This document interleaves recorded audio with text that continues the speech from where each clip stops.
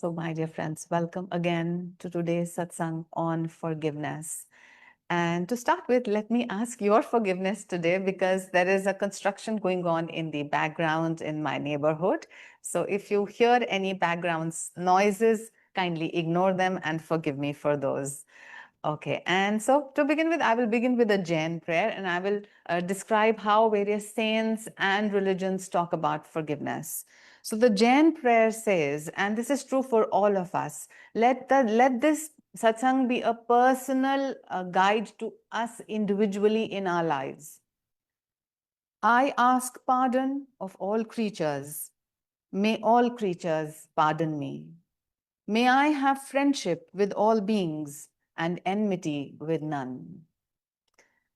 The Baha'i faith says, love the creatures for the sake of God and not for themselves. You will never become angry or impatient if you love them for the sake of God. Humanity is not perfect. There are imperfections in every human being, and you will always become unhappy if you look toward people themselves. But if you look toward God, you will love them and be kind to them. For the world of God is the world of perfection and of complete mercy. Therefore, do not look at the shortcomings of anybody. See with the sight of forgiveness. The sage Vyasa, he has said, and I'll say in Hindi first and then I'll translate in English. He says, क्षमा तेजस्वी पुरुषों का तेज है, तपस्वियों का तप है और सत्यवादी पुरुषों का सत्य है. Meaning, forgiveness is the light of the sage, it is the fire of the ascetic, and it is the truth of the truthful. Mahatma Gandhi said, कमजोर कभी क्षमा नहीं कर सकता, क्षमा सशक्त व्यक्ति का गुण है. The weak can never forgive. Forgiveness is a quality or a virtue of the strong. Sant Kabir said, Sheel Shama jab upje, akhal drishti tab hoye, meaning, when good character rises, when moral value rises, and when forgiveness rises in you, only then you will have the vision of the Paramatman, the unobstructed vision of that one truth that pervades the entire universe. So you see, the forgiveness has been talked about in all religions, and we'll come back to this again. And I'm reminded of another doha by Sant Kabir Das. All those who have studied Hindi till class 8, and even if not, I'm sure you've heard of Kabir. And this is a simple doha we used to read. It says, Bura jo dekhan main chala, bura na milya koi. Jo dil dekha apna, mujhse bura na koi. Meaning, I went around the world, I was looking for faults in others and I was looking for bad people. But when I looked inside in my own heart, I found that my own heart was dirty enough. So here we are on earth. We are all works in progress. We all make mistakes. We all err. And therefore, why is it so difficult? We must ask this question to ourselves, that when we make a mistake, we quickly forgive ourselves. But when someone else makes a mistake, we make such a hue and cry out of it. So this is something that you must introspect. And Yogananda ji said, just as easily as you forgive yourselves, you must forgive others. It's very important. Now, forgiveness has two components. One is that I have done something wrong to somebody, maybe intentionally, unintentionally, knowingly, unknowingly, and I need to ask for forgiveness.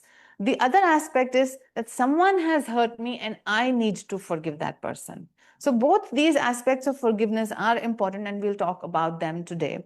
And I did the Lord's Prayer in the beginning because forgive me for my sins as I forgive those who sin against us is the line in the Lord's Prayer. So when somebody asked Jesus to tell what is the right prayer, he included this line in his prayer. Such is the importance of forgiveness. Now his disciple Peter, who was very close to him, he asked Jesus once and he said, if my brother sins against me, how many times should I forgive? He said 7. Jesus said no. not 7. I say 70 times 7. Now, this is a very difficult counsel. And in fact, Paramahansa Yogananda ji said that I pondered upon this counsel, I meditated upon this counsel because it appears very difficult. And he said, in my meditation, I heard a voice say to me, how many times, O man, do I forgive you daily? So this is the case with us. God is so merciful. He is so compassionate. We keep making mistakes and he keeps forgiving us. We may remember our mistakes, we may not remember our mistakes, but that is besides the point. But it's the fact that human life and human consciousness has imperfections and it is bound to err. But God, in his kindness, as a parent, he keeps forgiving us. Now, both the acts of asking forgiveness and giving forgiveness, they are pleasing to God. Why should they be pleasing to God? Because they make us humble. In either case, we transcend the ego to some extent. We reduce our own self-importance and the sense of separateness. We go more towards the ocean of existence rather than our separate existence. And any time and every time we are able to transcend the ego and merge with the ocean of existence, that means we are merging with the ocean of God, and this pleases God because this means that the child is returning home in God. So let us handle the first case scenario, as in that I have made a mistake and I need to ask for forgiveness. How should I go about this? And I want you to individualize this process in you and think of a person you have offended in some way and you want to ask for forgiveness, even though on the outside you're finding it a little difficult to ask for forgiveness. So the first and foremost thing that you can do is invite God in the process. Although God knows all your actions, all your thoughts, and all your emotions, yet if you consciously invite Him to participate in your life, He is more than happy to do that. Just like a parent is happy when the child, even in trouble, asks and seeks counsel from the parent is more than happy to help. Similarly, when we are in a difficult situation and we seek God's help, He is more than happy to be with us and to guide us. So invite Him, tell Him, discuss the entire situation with Him mentally, and ask Him for guidance as to how can I go about this process of asking for forgiveness. And the second step obviously would come to that it's not just sufficient to ask forgiveness from God, we have to ask forgiveness from man itself. Because in one of the verses in the Bible, Christ has said, He said that if you stand before the altar and pray, but before you bring a gift to the altar and you have some issue to resolve with your brother, go and resolve that issue with your brother, forgive your brother, and then come and offer prayer at the altar. So it is important that we do seek forgiveness from the other person. If it is possible to speak it out or to write it to that person, well and good. If somehow it is not possible to directly say it, then you can even write it on a paper. You can put out all your feelings. It's like writing a letter to that person and share it with God, and in spirit ask for forgiveness. That also works. But if it is possible and you can directly speak face to face with that person and humbly ask for forgiveness, that I may have wronged you, I may have hurt you, I did not do it intentionally, can you please forgive me? And then you can be friends from there on. Now there are certain hitches here. So once you ask for forgiveness, the important thing is that you do not justify your actions as you are asking for forgiveness, because you want to make the process easy, you want to make it short, you want to make it sweet, and you want friendliness to arise out of the situation. Therefore, if you keep justifying your situation, then that a little bitterness will still stay. So without justifying your actions and just for the fact that the other person has been hurt, simply ask for forgiveness without any justification. Then once you've asked for forgiveness, then you have to give the other person time to come to the virtue of forgiveness. It is not easy. And therefore, you do your part. And whether the other person forgives you or not is up to their prerogative, not up to you. But at least the burden will be let out from your heart. So give them time. And even as time is being taken in this process, you continue to be kind, empathetic, and compassionate to this other person. And then finally, the most important thing is that whatever mistake you committed with this person, do not repeat that mistake. Now, that is the true apology. So, true apology is not in just not saying sorry. True apology is not repeating the error again. And so, therefore, learn your lesson from the whole process and then grow into another level, and then let the other person decide what he or she wants to do with the loving forgiveness energy that you have asked of him. That is up to him or her. Now let's come to the other side, where we need to forgive other people. We need to let out feelings of resentment, and we are holding on to grudges. So let us first understand, why do we hold on to grudges? The common cause of holding on to grudges is that we expect certain things from the universe. We want certain people to behave in certain ways, and they do not meet our expectations.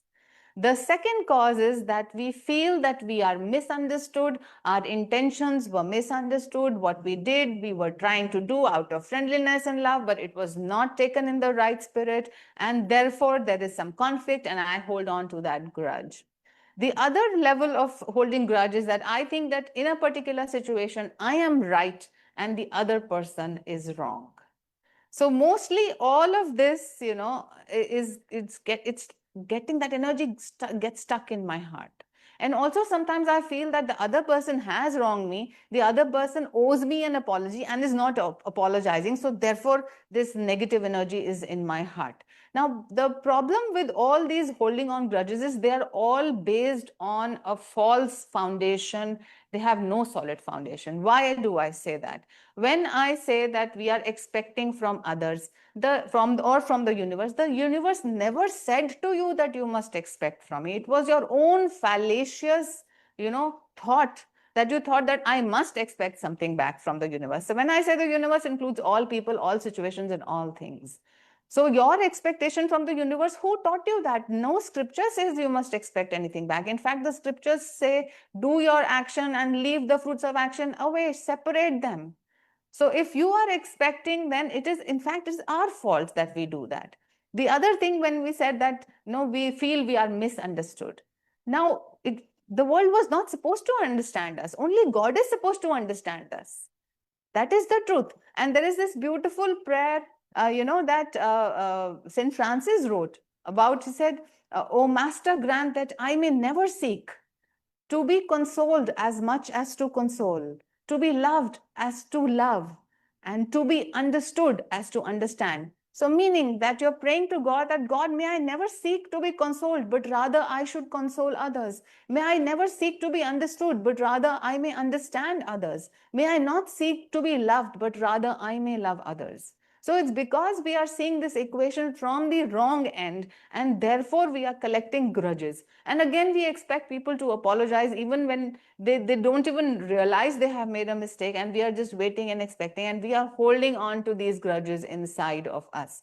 Now, what happens when we hold these grudges inside of us? So suppose somebody has not met our expectation, and somebody has said something which is bad or done something. So firstly, sadness and anger, they will arise together. Sadness, anger together will lead to the confusion of the mind. So all these three things will cause, and the more you will dwell on the thoughts of what wrong the other person has done to you, the more these feelings will become engraved. And there will be so much bitterness in yourself, and you yourself will be swallowed up in that bitterness. And so much so that in the long run, if you keep dwelling on those thoughts, it will affect your daily life, your social life. Because having kept those hurt feelings and those negative feelings and the bitterness, the anger and the hurt in your heart, you will not be able to connect beautifully to other souls that come into your life. You will always keep a distance, or you will always, have that defense mechanism working around you. And when we come to spirituality, we need to shed all defense mechanisms, because we speak from the truth and sincerity of our own hearts. So if you keep on holding those grudges, you will never have beautiful, harmonious relationships with others. Besides that, your happiness will go, your peace will go.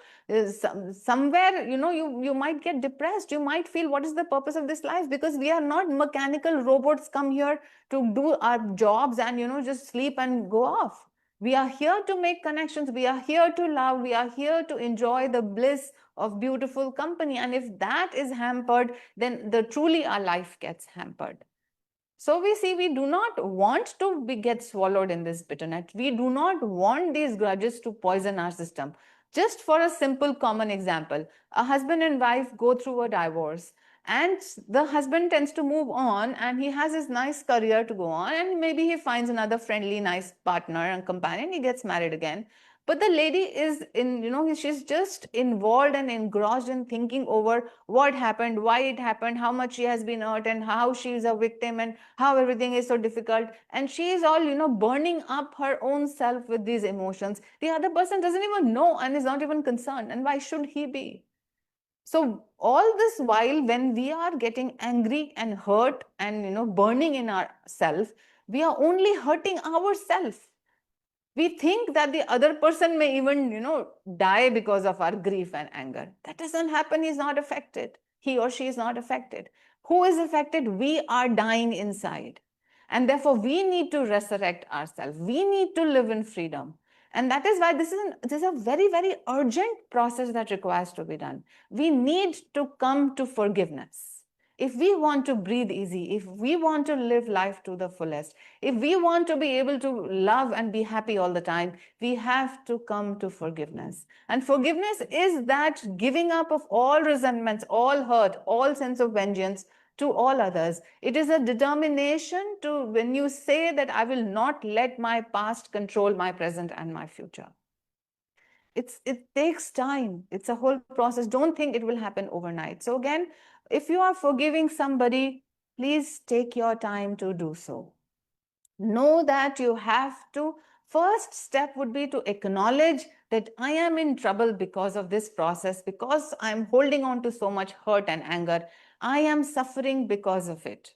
Once you acknowledge the unpleasantness of the situation created by your own thoughts and emotion, you would want to get free. And the rest of the process begins only when you really, really want to get free and be, rise above the situation.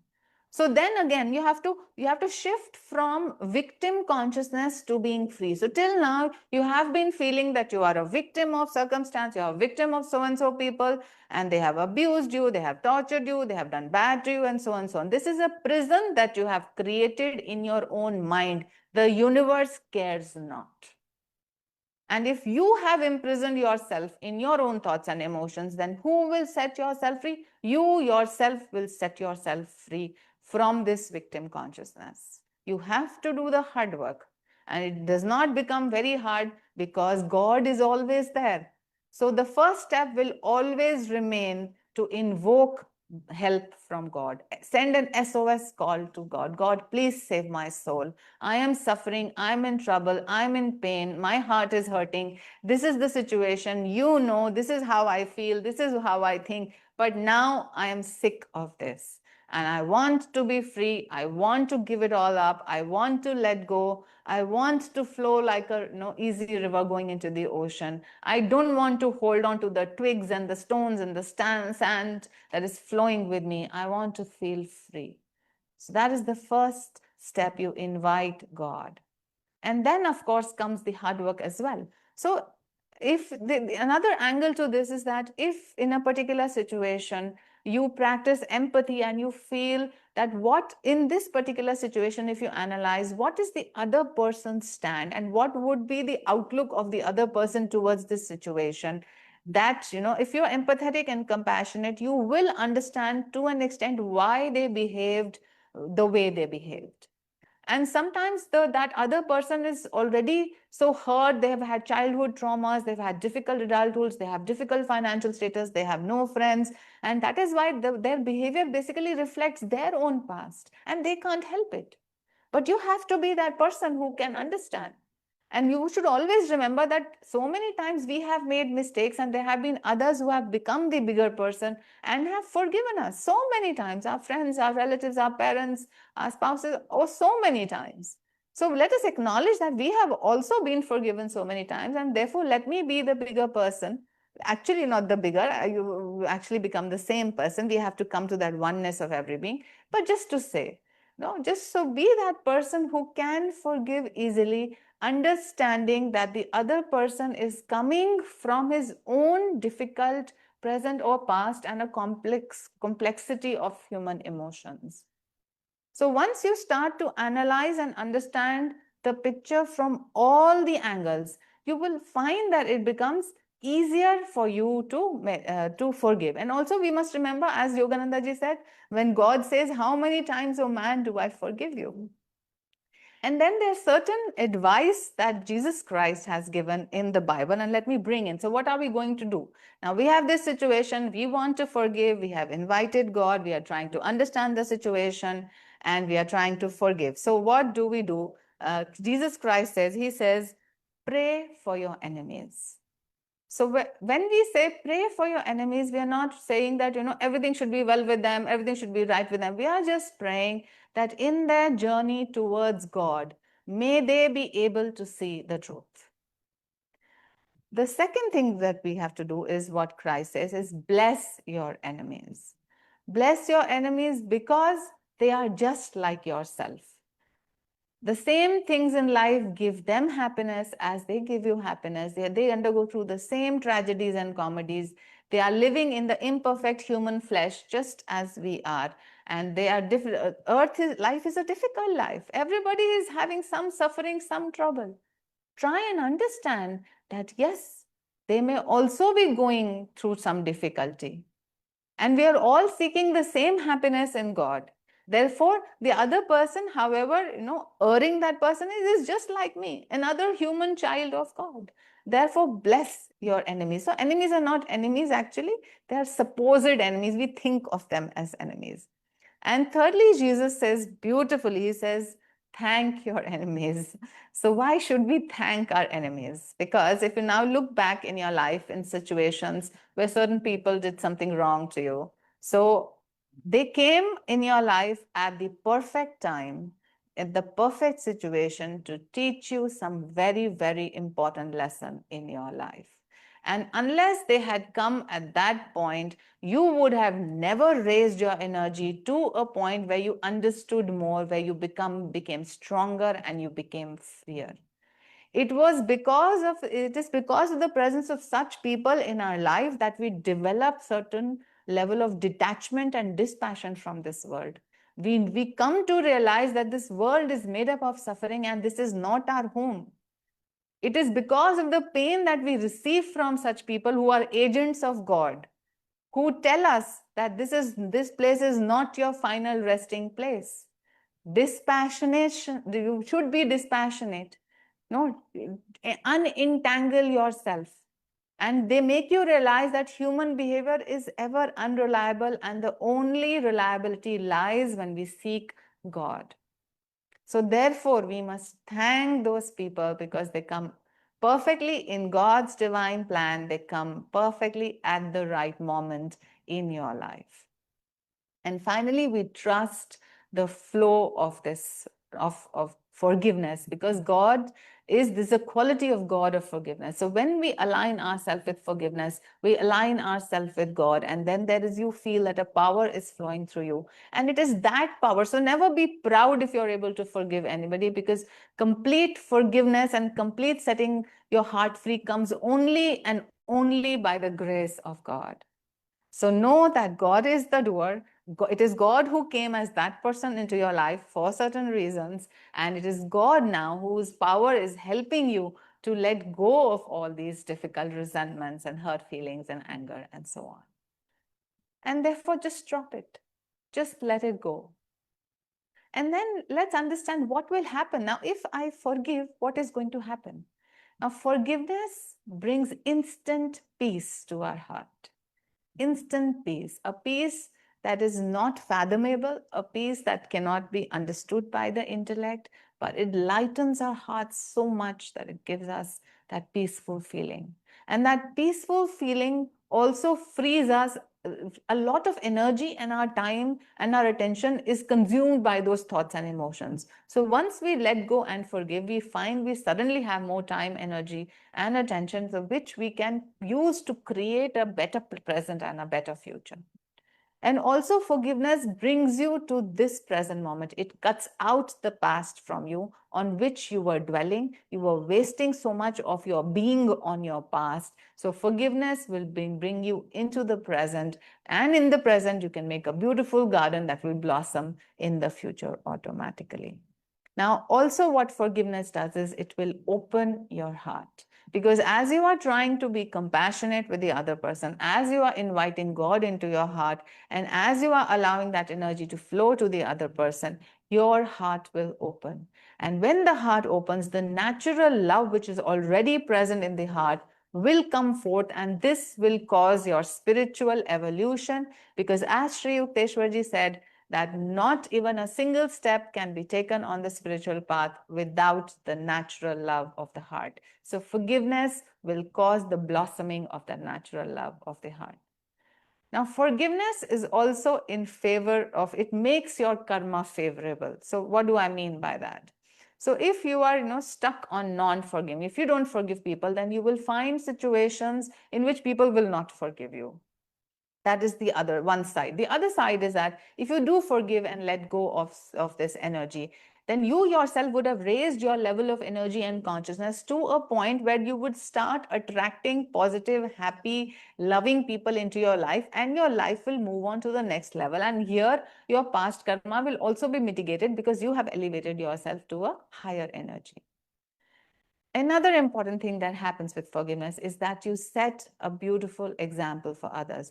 This is especially true if you are a parent and you have to set an example for your children. Suppose you have some enmity or difficulty with your relatives and you forgive them and you let them go. Your children quietly watch the process and they will imbibe this forgiveness and they will see that how difficult emotions can be forgotten and one can move on in life. Same thing, if you are in office and if you are the boss, if you are the senior, then you have to act in a way which the other people can learn from. So by forgiveness, you set examples. And two other important things happen with forgiveness. You gain health and happiness. Because you're not engaged in negative emotions, because now positive endorphins start to secrete in your body, you have better neurotransmitters, a better hormonal profile, you have a better prana flowing in your astral body. So your health is going to improve and the level of your happiness is going to improve. And we all want happiness and peace. And therefore, if we want happiness and peace, we must forgive. It is imperative. And that is why in Hindi they say, Shamadan Mahadan, means the giving of forgiveness is the highest type of giving. And let us try and give it as a gift to those, especially to those who we find it difficult to give. Now, an important question arises here about karma, that if I forgive others, do they not have to face the consequences of their actions? It is not so. So basically what you're doing is, when you let go, is you are just stopping to add the karmic burden of yourself and the others because of your negative emotions. And also because you are allowing the energy of love to flow through you, and love is power. It will release you, it will heal you, and also it will bless the other person and mitigate his karmic effects. So the loving energy that you send to the other person will add to his armor, whatever that is, and that will help to reduce the karmic burden that will befall on him. And he is our own brother and sister, and we must all bless him. An important point that comes here is about reconciliation. If we are forgiving, is it also important that we reconcile with that person? So sometimes this is possible and sometimes this is not possible. So if the person has already died, or if the person is not willing to come back to friendly terms, just forgiveness is sufficient because you have freed yourself. But at other times, you can go for reconciliation if that relationship is important to you. And if you don't want to lose a good friend, then you must, reconcile with that person. And especially, I would say, if you're married, I think all husbands and wives, all spouses have to go into the process of forgiveness and reconciliation. So forgiveness is a science and reconciliation is an art, I think, and husbands and wives must learn it. I think we can have a separate class on that. And so we can open up a school on this, because I think so many times we have to ask for forgiveness, we have to give forgiveness, we have to reconcile, and we have to start from where we are in a smooth, harmonious way for the running of the entire, system. So yes, we need to reconcile also. And again, seeing the divinity in the other person helps to do that. So just don't see your spouse as your spouse. See that they are the divine beings, specially sent by God into your life, so that you may learn some lessons. And therefore, if you say to them silently, even without saying, if you say to them, I bow to the divinity in you and I send you my love. Just do that from your heart, and you will find that the situation at home will start to smoothen a little. Now, both of these situations, whether I have to ask for forgiveness or whether I have to give forgiveness, these are very difficult situations. But let us ask ourselves, are they the right things to do? The answer is yes, of course. And if it is the right thing to do, then however difficult it may feel in the beginning, if I take God's help and if I put in my effort, I will be able to come to a point where I can set myself free and where I can set the other person free. And freedom is important, because let us remember that this is not the only life that we are living. And this is reminding me of a dream that Swami Kriyananda had, that, in his dream, he saw that a friend was betraying him, and then he felt bad. But in his dream itself, he said, if I don't forgive this person right now, this karmic burden will carry on for lifetimes, and therefore I must forgive him. And in his dream itself, he actually forgave that person. And when he woke up, he felt a sense of freedom. So that much is the importance of forgiveness, because this is not the only life we are living, and we don't want karmic cross connections with the same people again, because eventually we want freedom in God. Of course, if we love people, we like to be in their company, that's fine. But even then, we have to solitarily go into the omnipresence of God, and that is our final destiny. So for that, we have to leave all bad feelings and bad relationships and conflicts here on this earth. Final few thoughts on forgiveness. Yogananda ji said that the mother forgives unconditionally, but the father forgives when the child repents.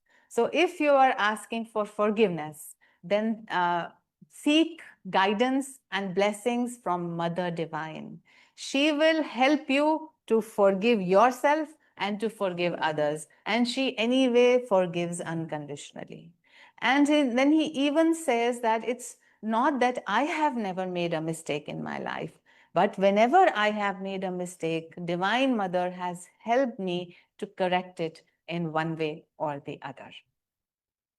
So to end the satsang, my dear friends, I will read just a few lines from the Mahabharata on the essence of forgiveness. And these are excerpts from the autobiography of a yogi.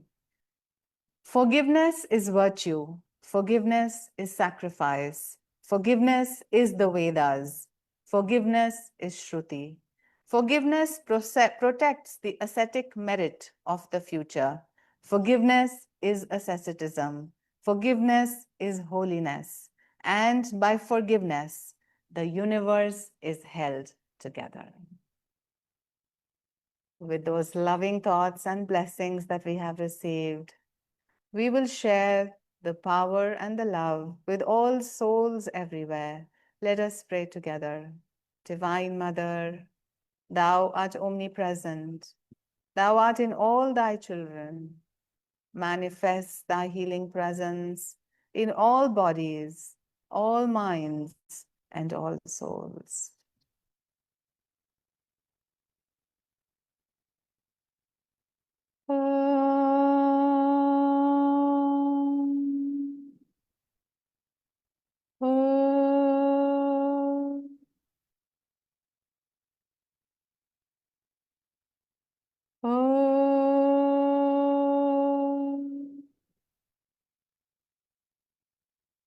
Divine Mother, great Gurus, may Thy love shine forever on the sanctuary of our devotion, and may we be able to awaken thy love in all hearts. Om Shanti, Shanti, Shanti. Thank you, Dr. Radhika. That was a really beautiful satsang. You've given us so many pointers, and I think every one of us need to forgive in some way or the other, ourselves and others. And it's been really a great guidance from you. Thank you so much. Om Guru. Thank you, dear friends, for having me. Jai Guru. God bless us all.